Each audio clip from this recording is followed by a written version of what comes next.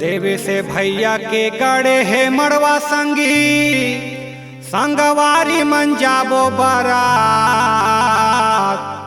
नाचे कूदे के मजा लेबो डीजे माँ भौजी बिहा के लाबो आधारा।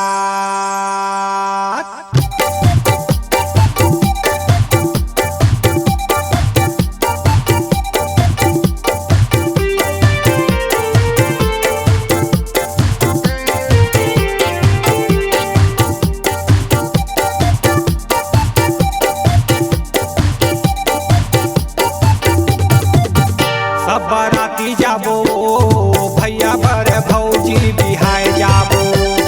भैया के शादी भौजी बिहाय अब जाना है। डीजे मगदर मचाना है ओ हाय डीजे मगदर मचाना है ओ ढेढ़ा मल्ला सब नचाना है ओ बारात जाना है। देवेश भैया के शादी भौजी बिहाय अब जाना है। देवेश भैया के शादी भौजी बिहाय अब जाना है।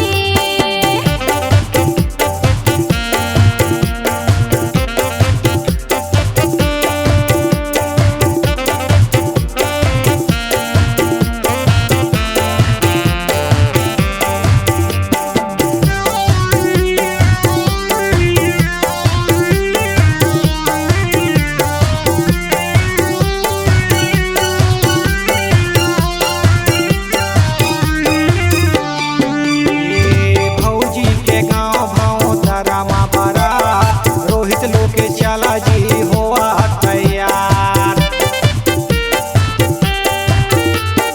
झूम झूम के नाचे है धर्मेश भावे डीजे बजाबो बढ़ा के गबे।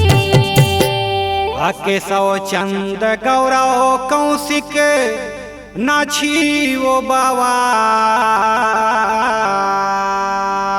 बारात जाबो बड़ मजा आई ना समझीन चला तुम हाँ। आवा का तैयार होके समझीन। हाँ आवा ना जी। देवेश भैया के शादी भौजी बिहाय अब जाना है। ममता भौजी के शादी डीजे में धूम मचाना है।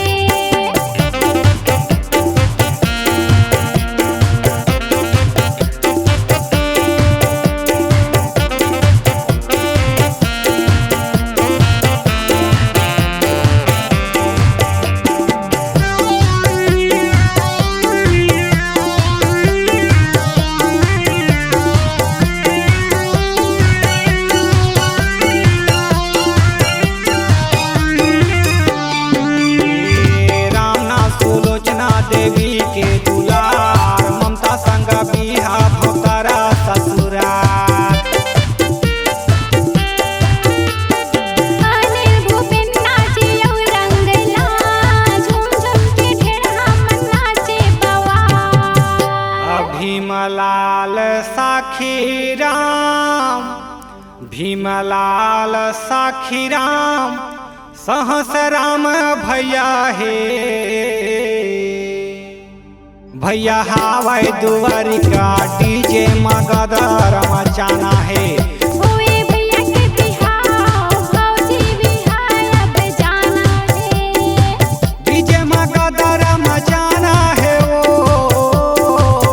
हाय डीजे मगदर मचाना है ओ ढेढ़ा मल्ला सब नचाना है ओ बारा जाना है। देवेश भैया के शादी भौजी बिहाय अब जाना है। ममता भौजी के शादी डीजे में धूम मचाना है। कौशी कुल के बेटा ये सज धज के भौजी ले जाना है।